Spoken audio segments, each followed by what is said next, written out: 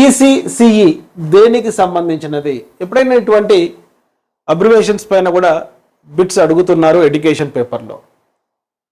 Option A మూల్యాంకనం, option B విద్యా ప్రణాళిక, ఆప్షన్ సి పాఠశాల విద్య, ఆప్షన్ డి పూర్వ పాఠశాల విద్య. ముందు ఈ ఈసీసీఈ అంటే అర్థం చేసుకోండి. Early childhood care and education. ఈ early childhood care and education అనేది 1986 జాతీయ విద్యా విధానం సూచించింది. ఇందులో భాగంగా అనేక అంగన్వాడీలు భారతదేశంలో ప్రారంభించడం జరిగింది. ప్రస్తుతం early childhood care and education భారత రాజ్యాంగంలో ఆర్టికల్ 45 కింద ఉంది. చాలా ఇంపార్టెంట్ బిట్ ఇది.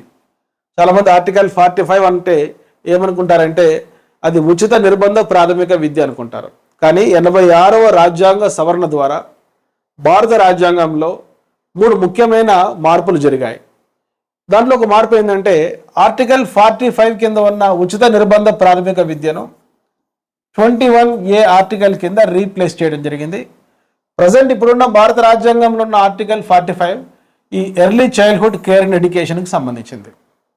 సో ఇక్కడ గమనించండి, ఈ అంశాల ఆధారంగా మీరు ఈజీగా రికగ్నైజ్ చేస్తారు.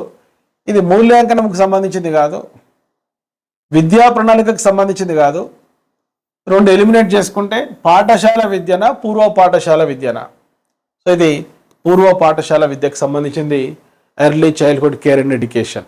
సో డియర్ ఫ్రెండ్స్, ఇటువంటి విశ్లేషణాత్మక వీడియోస్ కోసం వెంటనే మీరు డాక్టర్ మోజెస్ ఎమిలీ అనే మా యూట్యూబ్ ఛానల్ను మీరు సబ్స్క్రైబ్ చేసుకోండి. ఈ వీడియో లైక్ చేయండి, మీ ఫ్రెండ్స్కి కూడా షేర్ చేయండి.